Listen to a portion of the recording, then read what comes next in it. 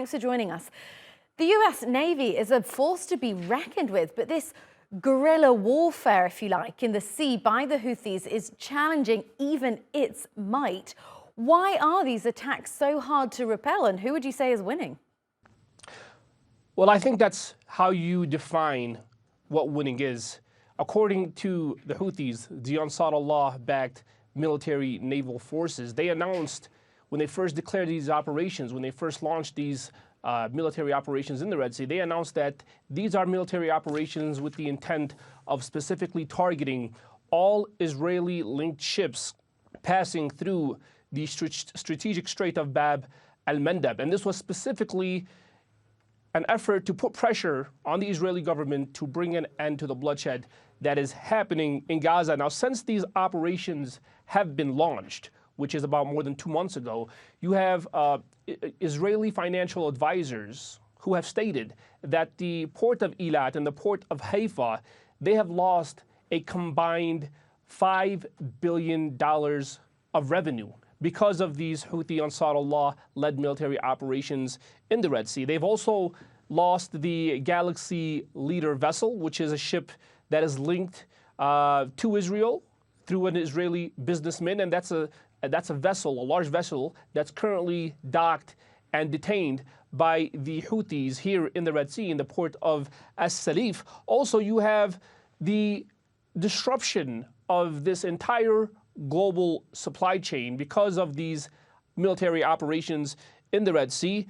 And companies now are, they're actually forced to travel around Africa and add 4,000 miles to their journey, which is going to cost more, it's going to burn more fuel, it's going to add another 10 days to the sailing journey back and forth. So that's a total of 20 days extra that they have to travel because they have to try to avoid the Red Sea because of the military manifestations, not the ones that just exist from the Houthis, the Ansar Allah military, but also the Western military presence, the heavy Western military presence that's currently in the Red Sea. Of course, as you know, there was the declaration and the announcement of this joint U.S.-led coalition task force that has been stationed in the Red Sea, and they're constantly patrolling back and forth in an attempt to prevent Yemen's Ansar Allah, the Houthis, from seizing another Israeli ship, of course, which last week led to the killing of the 10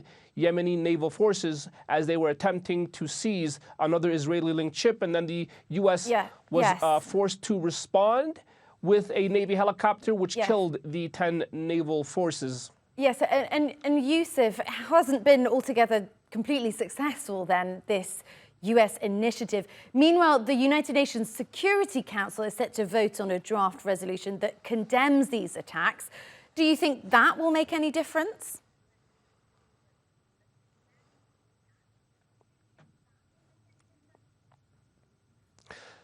I think it's just going to add more pressure on the Ansar Allah Houthi movement here in Yemen. And of course, the Ansar Allah Houthis are adamant that they will continue these attacks. And the only thing that will stop these targeting of Israeli-linked ships in the Red Sea is the official ending of what they call a genocide taking place in Gaza, or the lifting of the siege and allowing the humanitarian aid and humanitarian supplies to enter the people of Gaza. Other than that, UN can pass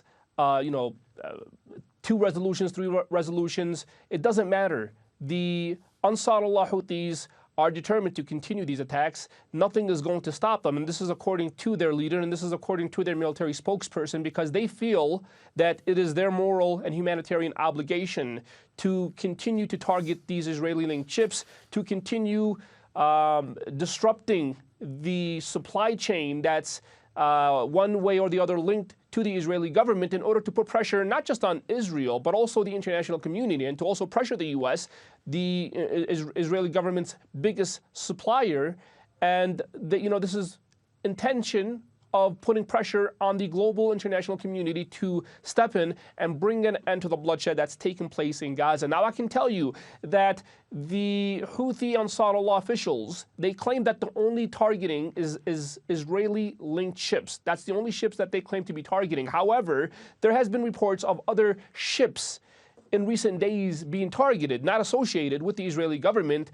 And the Houthi Ansar Allah's response to that is that the UAE and its mercenaries that are on the ground in the southern parts of the country, they are the ones who have been given the directive to target all of the ships crossing Bab el-Mandeb, crossing the Red Sea. And of course, as you know, Bab el-Mandeb is perhaps one of the most strategic waterways in the entire globe. In fact, 6.2 million barrels of oil and natural resources, they pass through Bab el-Mandeb. And I can tell you that cargo ships are not going to be traveling through this route as it continues to be littered with military manifestations from the Ansar Allah Houthis and from Western military presence. Of course, there are warships that are currently patrolling, and it seems like the tensions are increasing, and perhaps the region is heading into an unexpected regional conflict if these operations continue and if neither side is willing to back down, and obviously if the war